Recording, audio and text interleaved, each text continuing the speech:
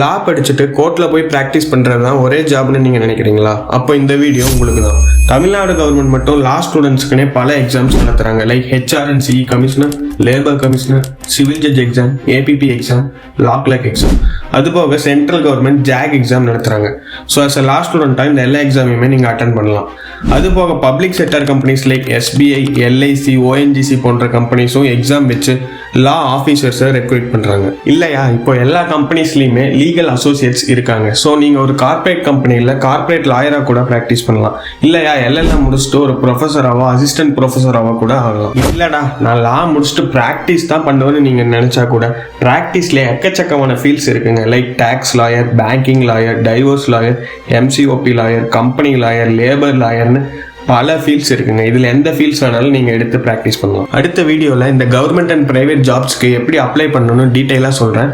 லா படிக்கிற உங்கள் ஃப்ரெண்ட்ஸ்க்கு கண்டிப்பாக இந்த வீடியோவை ஷேர் பண்ணுங்கள். மேலும் பல லீகல் அப்டேட்ஸ்க்கு நம்ம சேனலை ஃபாலோ பண்ணிக்கோங்க.